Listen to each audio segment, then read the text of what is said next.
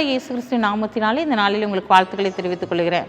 எப்படி இருக்கீங்க? சந்தோஷமாக இருக்கீங்களா? மகிழ்ச்சியாக இருக்கீங்களா? உங்களை சந்திக்கிறதுல மிகுந்த மகிழ்ச்சி அடைகிறேன். பிறந்த நாளை திரும்ப நாளை கொண்டாடுகிற பிள்ளைகளை இயேசுவின் நாமத்தினால் ஆசீர்வதிக்கிறேன். இந்த நாளில் நாங்கள் ஒவ்வொரு நாளும் உங்களுக்காக ஜெபிக்கிறோம். நீங்களும் எங்களுக்காக ஜெபித்து கொள்ளுங்கள். இந்த நாளிலும் கூட நம்முடைய வாழ்க்கையில் எத்தனையோ விதமான ஒரு சிறையிருப்புகளுக்களாக நாம் காணப்படுகிறோம். ஏன் தான் என்னுடைய வாழ்க்கையில் இப்படி நெருக்கப்படுகிறனோ, எப்போ தான் என் பிரச்சனை மாறுமோ, எப்போ தான் என் நெருக்கம் மாறுமோ என்று சொல்லி நாம் கலங்கி தவிக்கிறவர்களாக இருக்கிறோம். இந்த இடத்த விட்டு அடுத்த இடத்துக்கு போயிடலாமா அப்படின்னு கூட நம்மளை அறியாத யோசனைகள் நமக்குள்ளாய் கடந்து வருகிறது. ஏன்னா அவ்வளோ நெருக்கம், அவ்வளோ கண்ணீரின் மத்தியில் நாம் வாழ்ந்து கொண்டு இருக்கிறோம். ஆனால் ஆண்டவர் இன்றைக்கு உங்களை பார்த்து சொல்கிறாரு, உன் சிறையிருப்பை மாற்றி நீ இருக்கிற இடத்திலே உன்னை செழிப்பாய் நான் வாழ வைக்கப் போகிறேன்.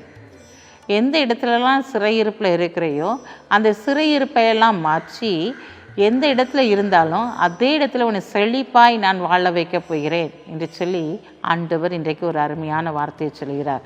வாசிக்கிறேன் கேளுங்க. ஆமோஸ் 9ஆம் அதிகாரம் 12ஆம் வசனம்.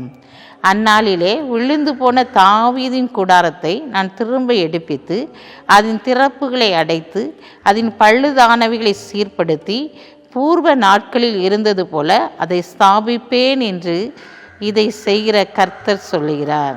இங்கே பார்க்குறோம், விழுந்து போன தாவீதின் கூடாரத்தை நான் என்ன செய்ய போகிறேன்? எடுப்பித்து பூர்வ நாட்களில் இருந்தது போல் அதை நான் என்ன செய்ய போகிறேன்? மாற்ற போகிறேன். அதை யார் செய்ய போகிறா? நான் அதே எடுத்து நான் ஸ்தாபிப்பேன் என்று சொல்லி ஆண்டவர் அங்கே சொல்லுகிறதை பார்க்கிறோம். ஆண்டவர் இந்த நாளில் உங்களுடைய எதிலெல்லாம் நீங்கள் விழுந்து போனீங்களோ அந்த காரியத்தில் தேவன் மீண்டுமாய் உங்களை உயிர்ப்பித்து உங்களை நடும்படியாக கடந்து வந்திருக்கிறார். அதிலே வாசிக்கிறோமே 14ஆம் வசனத்தில் பார்க்கும்போது, என் ஜனமாகிய இஸ்ரவேலின் சிறையிருப்பை திருப்புவேன், அவர்கள் பாழான நகரங்களை கட்டி அவைகளில் குடியிருந்து திராட்சை தோட்டங்களை நாட்டி அவைகளுடைய பலரசத்தை குடித்து தோட்டங்களை உண்டாக்கி அவைகளின் கனிகளை புசிப்பார்கள். அப்போ இங்கே பார்க்குறோம், ஆண்டவர் இந்த இடத்திலே உங்களுடைய சிறையிருப்பை திருப்பது மாத்திரமல்ல, அந்த இடத்திலே செழிப்பாய் உங்களை வாழ வைக்கப் போகிறார்.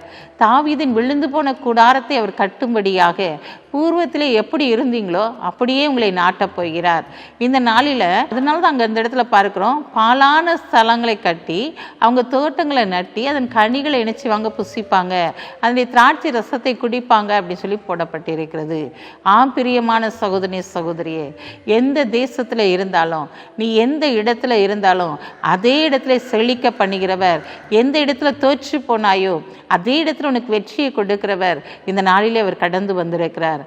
பிரியமானவர்களே, உங்களுடைய வாழ்க்கையில் இருக்க எல்லா சிறையிருப்பையும் ஆண்டவர் மாற்றி நீங்கள் எந்த இடத்துல இருக்கலாம் அந்த இடத்துல செழிப்பாய் உங்களை வளர பண்ண போகிறார். இந்த நாட்களில் ஆண்டவருடைய வார்த்தை உங்களுக்கு நேராய் கடந்து வருகிறது. எல்லாவற்றையும் இழந்து போயிட்டேன், எல்லாவற்றையும் தோற்று போயிட்டேன் அப்படின்னு சொல்லி நீ கலங்கி தவிக்காத.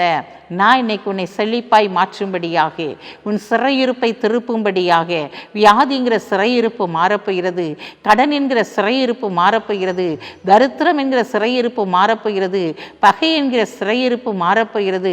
இந்த நாட்களில் ரட்சிப்பு இல்லாத சூழலில் இருக்கிற அந்த சிறையிருப்பு மாறப்போகிறது.